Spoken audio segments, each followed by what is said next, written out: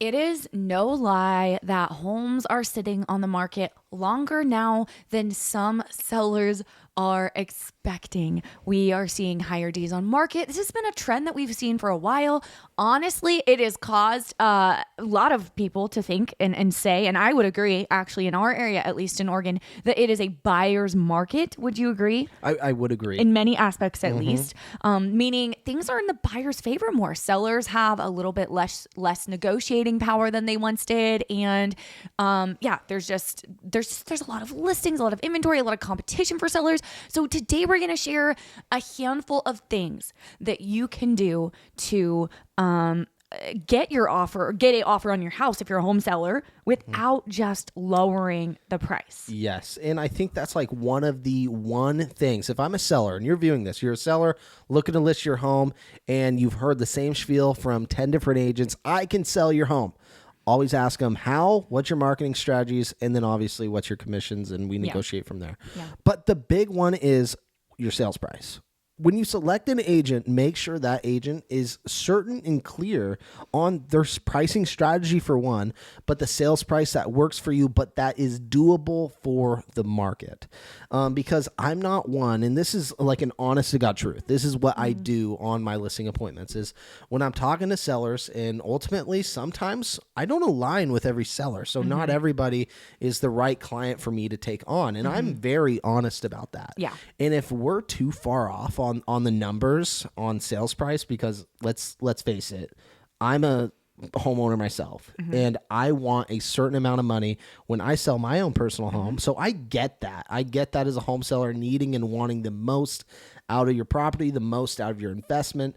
But if we're in a place that you're looking at an unrealistic sales price, you're probably not the right client for me. But if we're able to talk about it, strategize about this, let you know what my marketing strategy will do for you to get the right sold and sales price, then we will be the right agents for you. Yeah. And I think really we are living in a market where you don't need price reductions.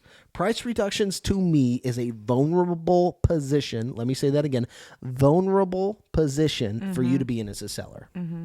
Price reductions don't make you look good as a home seller to a buyer.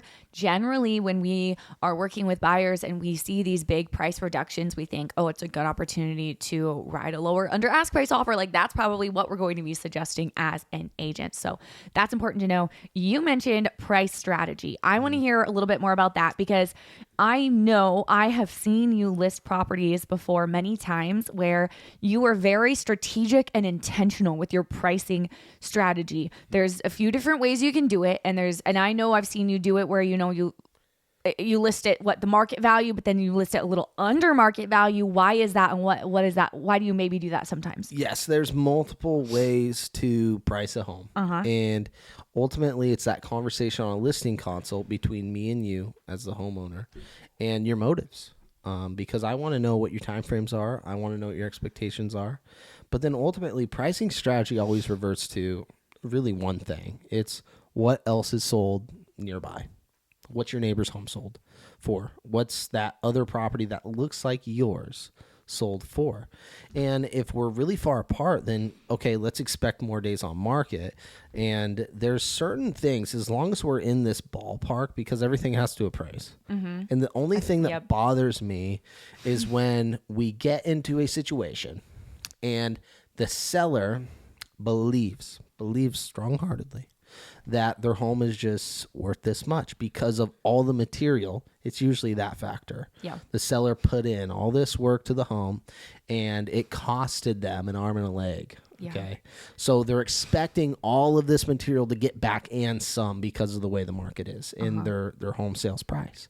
That's not the way real estate works. That's really not. And also, just to add, say you as the seller put in all this work, you did a full remodel in 2008. It's not updated anymore. You can't be calling those updates. Even like 2013, we can't necessarily be calling these things updates. In some cases, we can, but some things are timeless. But if you know what I'm saying, like a full update in 10 years ago doesn't necessarily mean it's fully updated today, if that makes sense. And it's a really delicate position because I understand. Yeah. I mean, putting in the work towards a home, whether it's siding, paint, countertops, bathrooms, I mean, all that stuff costs money, and I've done it. And I'm doing it still, revolving around it.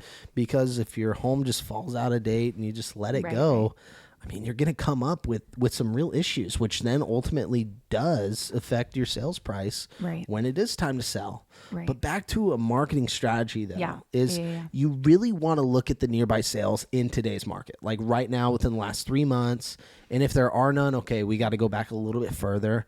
But ultimately, this thing has to appraise. And if we're really far off that appraisal value, and over the first 2 weeks in the listing, you're going to see that. You're really going to know if you're a seller and your home is going to sell near that sales price that you have it first initially listed at. Your first 2 weeks on market is going to be super, super important due to the showing activities. Yeah.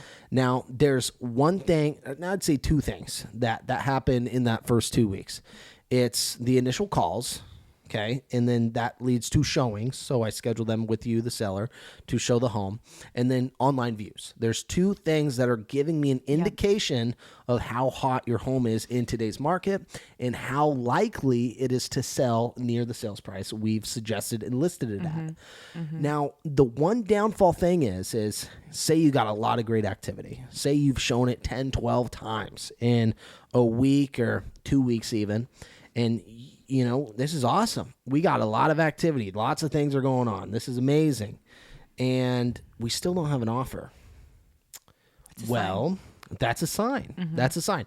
And a lot of sellers aren't able really to understand that's actually a negative thing. And the reason it's a negative thing is because obviously something's happening on a product some people aren't willing to submit an offer on. Right. And there's three things that are going to get your home to sell. What are they, Mariah?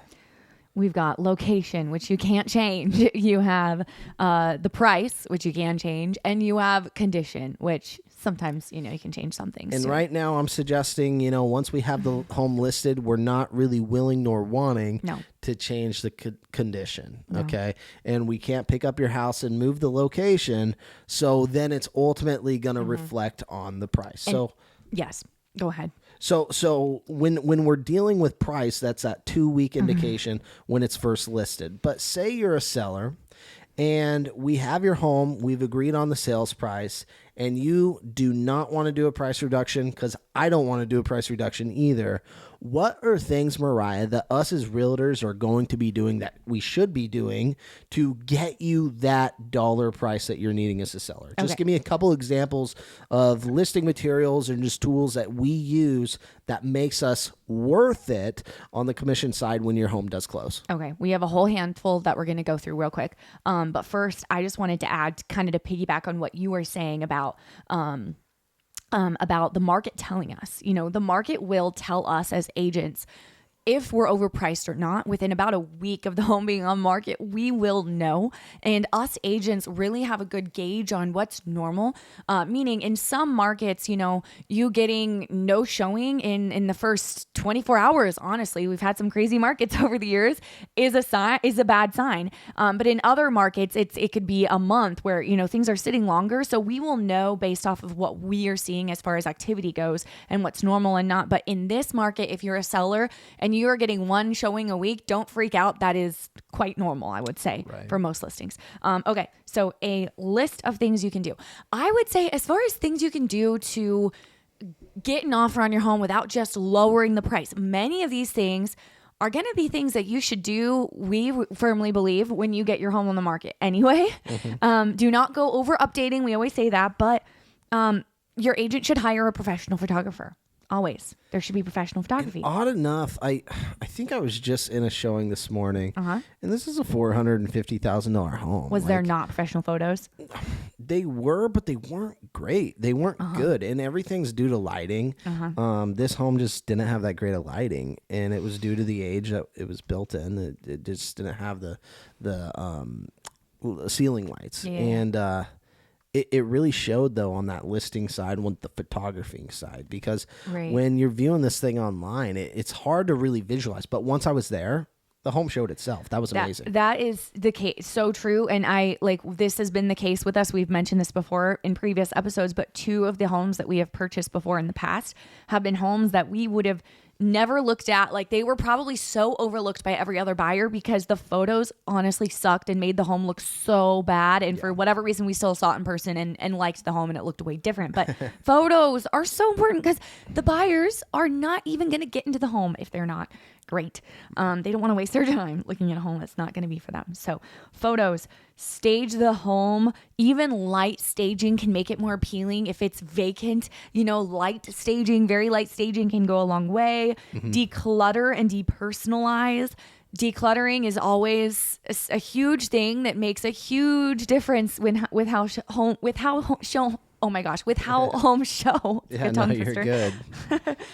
And on the topic of staging, though, we negotiate staging for you if that's an actual necessary need in the listing. So that's usually on top of a commission. I can't afford, as the listing agent, you could say, to stage the home, because that generally costs $2,000, even $3,000 a month, especially if it's like the full home staged. It costs a pretty good chunk of coin. Right. So that is something of discussion within the listing appointment. And I have staging companies I have on a preferred vendor list, but just include that on top of the commission we're talking about, because we can't pay that out of pocket because all that's upfront money. And for whatever reason, say we don't get the home sold, I'm short that money no matter what, just like all of our additional marketing we do throughout the whole listing period. Yeah, definitely can add up, especially when listings sit for a long time and you have a good handful of them. Okay, listing optimization is the next thing you can do. Make sure you are working with a phenomenal real estate agent who is going to be thorough and is going to have your home listed, have all the correct boxes checked and the incorrect ones not checked on the multiple listing services. There's little things like that can go a long way and make a big difference.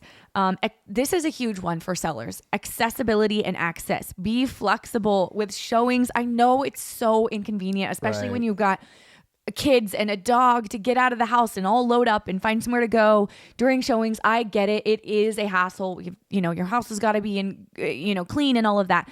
But try to be as flexible as you can when the home's on the market, because we have seen buyers not buy a home that they would have otherwise probably written an offer on because they couldn't get in time and they found another one. So it does happen.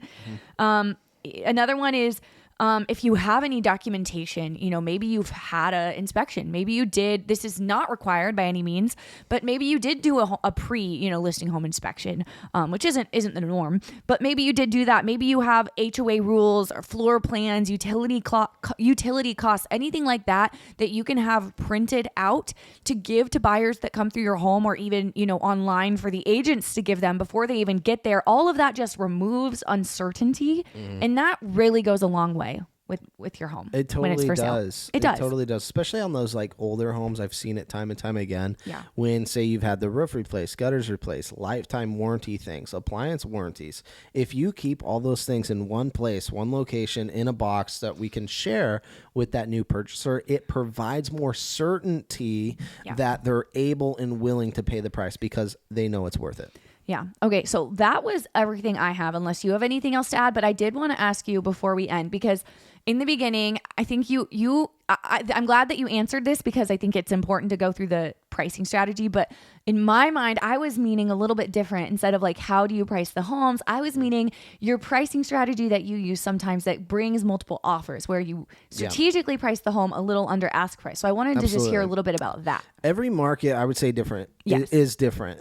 This pricing strategy isn't for every market. The one market I do see it working in is right now in today's market. So if you're a seller and you have your home just way overpriced, I truly believe this. You're going to get lost in the weeds.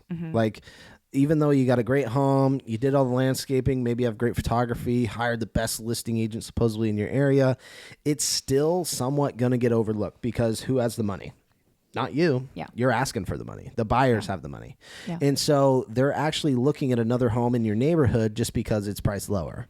They're trying to get the lowest sales price they absolutely can, because we all know where interest rates are. We all know it's a stretch for everybody. Yeah. So $20,000, $30,000, I know over 30-year amortized loan isn't a big deal, But in the buyer's mind, emotionally, it is a big deal. Absolutely. Okay. So if you're overpriced, stop that. Stop it. And if you're a listing agent overpricing the home just to take another listing, stop it. Okay. Yeah. Like, be honest, be truthful. I know we're all competing for listings, but at the end of the day, I tell my clients, like, I'm not here to just take another listing, because it doesn't do me a favor and it doesn't do you a favor as a seller. That's a whole other show. Don't choose an agent because they give you the highest listing price. Yeah. But the pricing strategy in today's market of lowering your sales price to compete against the nearby sales, I truly believe is winning. And I've been winning on multiple multi-family units in that pricing category, because a lot of times investors are just going to look at that first one. Maybe it just hit market. All they care about is annual rental rates. Does the home have decent condition? And I mean, is it tenant occupied? Is it not? What's that lease look like? But ultimately, that sales price is huge to at least get the initial foot in the door. And that's what I'm really wanting. I'm wanting traffic. I'm wanting feet in the door, because that ultimately leads to offers. And if you're a seller not getting feet in the door, AKA showing set up, your home's just not going to sell. And you'll randomly get that one buyer come in that's probably not centrally located from an agent, not even from this MLS system, and they may submit an offer on the home. Great. We all get lucky there. But right now, we are looking at a strategy to beat the competition. Okay, because inventory's up. We're just over 4 months in inventory. We haven't seen that in quite some time. And days on market are up as well. That tells me buyers are sitting, but also waiting for a market to decrease, interest rates to decrease, or they're just taking the next best option, which is the home listed lower than yours. Yeah. Okay. That was really, really well put and explained really well. So thank you. Well, thank you guys for hanging out with us today. If you are considering buying or selling in Oregon, we would love to work with you and be your real estate agents. We are a husband and wife real estate team here in Salem. We cover the Willamette Valley, Salem, and all the many beautiful surrounding areas. And if you are listening to this and you are thinking about buying or selling outside of the state of Oregon, contact us. We have connections and relationships with top agents in so many markets, and we would love to set you up with a solid agent in your area. Do not just trust the first agent you see on Zillow or your friend's uncle that sells 3 houses a year. You want a professional to work with you. It could save you a lot of time and money. And then last but not least, if you are a real estate agent listening to this, like I know a lot of you are, and you have a client relocating to Oregon or just needing a buyer in Oregon, send them our way. We'd love to give you a referral fee and take excellent care of your people. Don't forget to subscribe. We come on here every week, and we'll see you next time.